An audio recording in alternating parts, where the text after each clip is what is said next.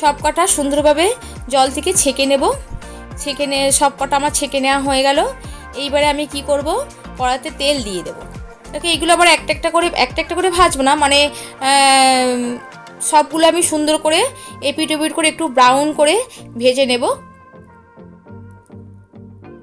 এগুলো আর ছাড়বে না, যেহেতু এটা একটুখানি চিট ধরে গেছে জলে ফুটিয়ে নিতে, ভাবিয়ে নিতে। এবার আমি চামচের সাহায্যে দেখো একটা একটা করে উল্টে দিচ্ছি, যাতে সাবধান করাটাই ভালো, যদি ভেঙে যায় কিন্তু ভাঙবে না।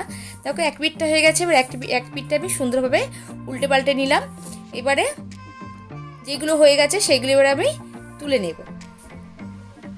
দেখো সবগুলো আমার হয়ে গেছে ভাজা, দুদিকটা ব্রাউন হয়ে গেছে। এবার আমি ওইগুলো তুলে নিলাম। এবারে যে তেলটা আছে এই তেলটাতে আমি টমেটো কুচি, আদা রসুন পেস্ট, পেঁয়াজ কুচি এগুলো দিয়ে সুন্দর করে মশলাটাকে কষিয়ে নেব। তা পেঁয়াজটা একটু ভাজা ভাজা হলে আমি টমেটো দিয়ে দেব। টমেটো দেওয়ার পর সব কিছু মশলা আমি পাটে দিয়ে মশলাটাকে সুন্দরভাবে কষিয়ে নেব।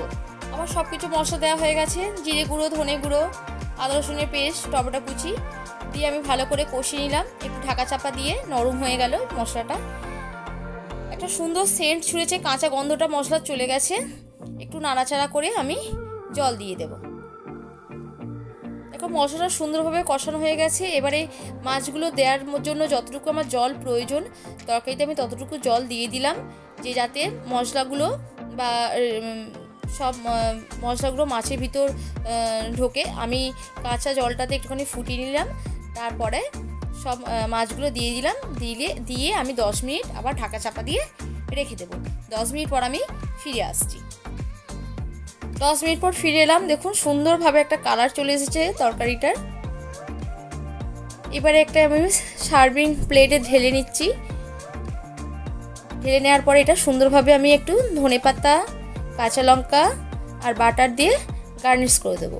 বাটারটা দিলে কি একটা সুন্দর একটা ফ্লেভার হয়, তা আমি এটা বাটার দিতে বেশি পছন্দ করি। তা তোমরা ঘি হলেও ভালো হবে, যাই হোক তা আমি বাটারটা প্রেফার করি বলে তাই বাটারটা দিলাম, তোমরা ঘিও দিতে পারো।